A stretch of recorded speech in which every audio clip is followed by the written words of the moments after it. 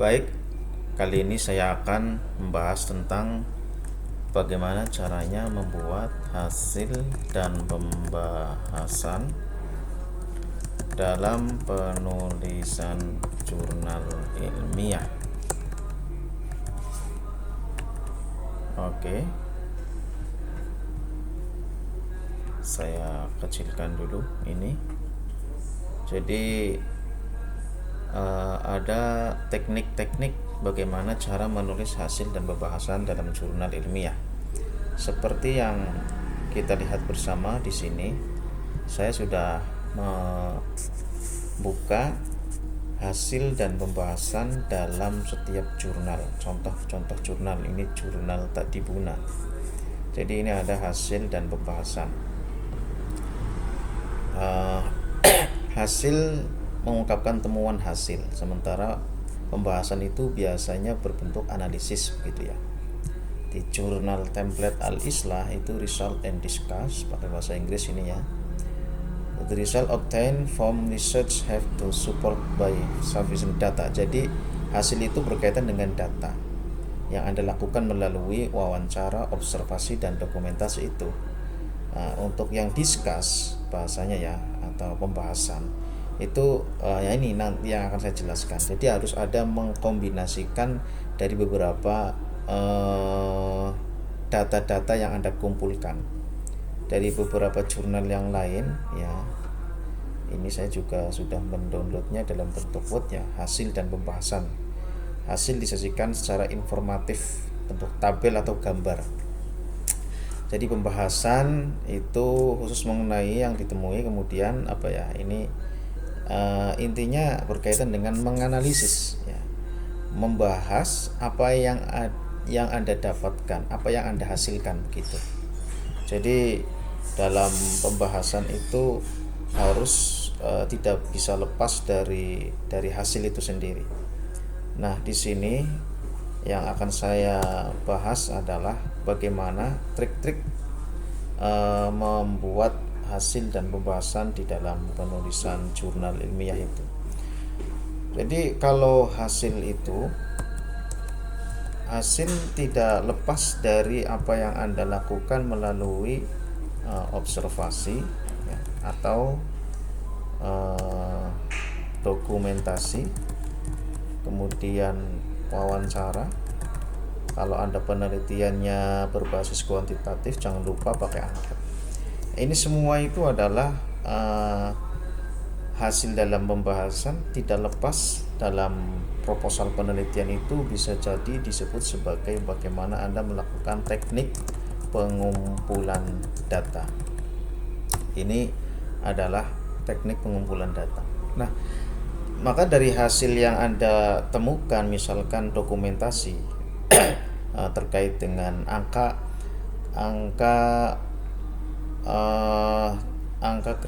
kemiskinan atau angka kemiskinan desa tertentu ya, itu biasanya bentuknya dokumentasi data begitu ya. Atau kalau misalkan wawancara, Anda melakukan wawancara, Anda merekamnya kemudian ditulis, nah itu juga bisa berbentuk data.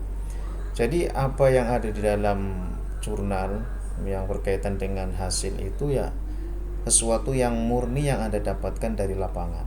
Nah, kemudian baru ketika yang membahas tentang dalam pembahasan atau discuss ya, dalam bahasa yang berbahasa Inggris itu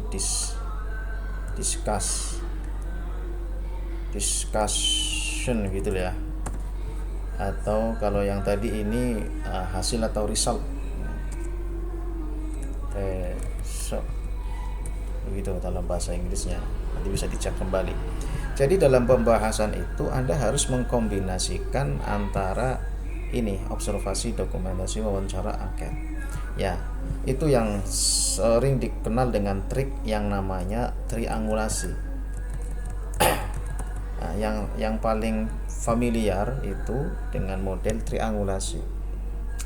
Bagaimana triangulasi dilakukan? Itu diantaranya adalah triangulasi ya dengan dengan memadukan ada trik angulasi ya. Jadi ada trik triangulasi itu bisa dilakukan menggunakan sumber, melalui sumber penelitiannya, bisa dilakukan melalui metodenya, kemudian ada juga penelitinya, kemudian ada teorinya. Ini yang nomor pertama dan kedua Anda bisa buka di bukunya Profesor Sugiono ya. Kalau ingin yang lebih komplit sampai peneliti dan teori bisa dibuka pada buku penelitian Criswell yang tokoh barat itu. Jadi di dalam sumber itu siapa yang Anda wawancarai atau apa yang Anda dapatkan data itu melalui sumber apa. Biasanya kalau sumber itu berkaitan dengan ya informan atau responden begitulah ya. Jadi misalkan kalau sumber itu Anda informan ya, informan satu, bagaimana dia menyatakan misalkan penelitian terkait dengan tindakan bullying, bahwa di sekolah tersebut bullying terjadi karena tidak terpantau secara bagus oleh guru-gurunya. Nah, informan yang kedua menyatakan bahwa bullying terjadi karena pemantauan orang tua tidak konsisten ya, tidak maksimal. Ada juga informan yang ketiga misalkan menyatakan bahwa bullying yang terjadi di sana itu terjadi karena lingkungan anak-anaknya yang memang nakal-nakal begitu, sering menonton film-film yang tidak terkontrol oleh orang tua atau apa ya. Jadi perilaku si anak sendiri itu memang banyak yang nakal begitu. Ini menurut informan yang Anda wawancarai, baik dari gurunya, kepala sekolah atau yang lainnya. Jadi 3 informan ini Anda analisis ya. Informan ini ya lebih baiknya dibuatkan semacam footnote begitulah ya. Setelah Anda menulis masing-masing ini footnote, kemudian Anda analisis di situ bagaimana.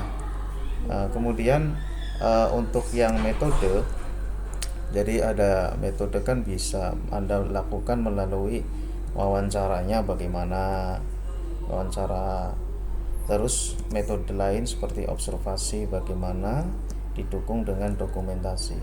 Setelah Anda wawancara dengan salah satu informan tadi bahwa bullying terjadi karena tidak maksimalnya orang tua memantau anaknya, ini ternyata Anda lihat sendiri melalui observasi. Bahkan Anda lakukan sendiri dengan pemotretan melalui dokumentasi.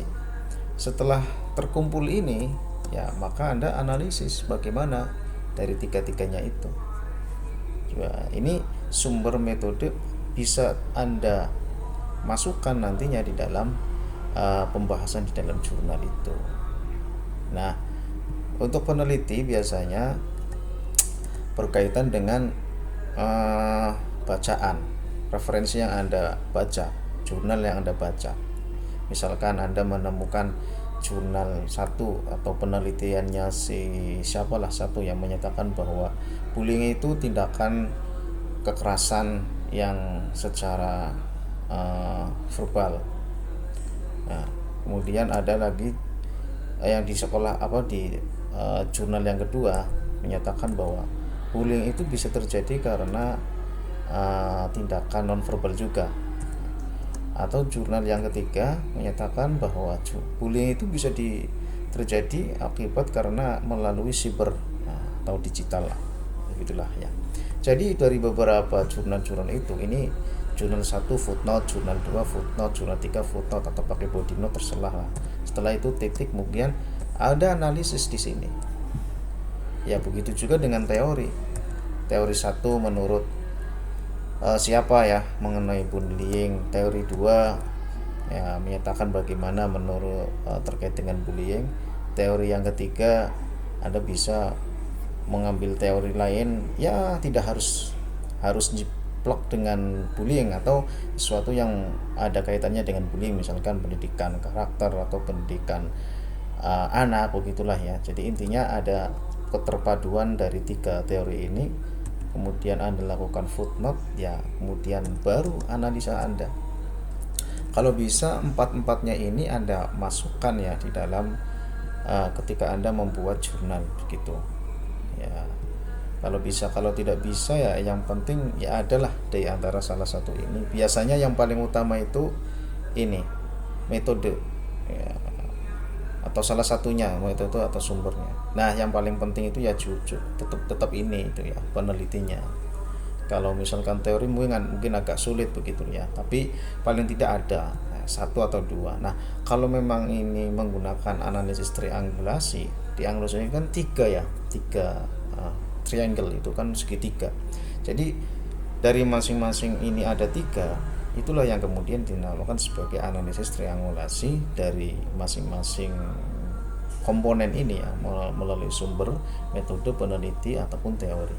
Nah, Anda tulis saja di sini di masing-masing template jurnal ini ya, terserah mau di jurnal mana. Jadi yang di bawahnya itu nanti ada pembahasannya. Nah, setelah itu Anda selesai, conclusion, kesimpulan begitu. Jadi itu secara teori ya, secara teori atau konsep bagaimana kita membuat hasil dan pembahasan di dalam jurnal.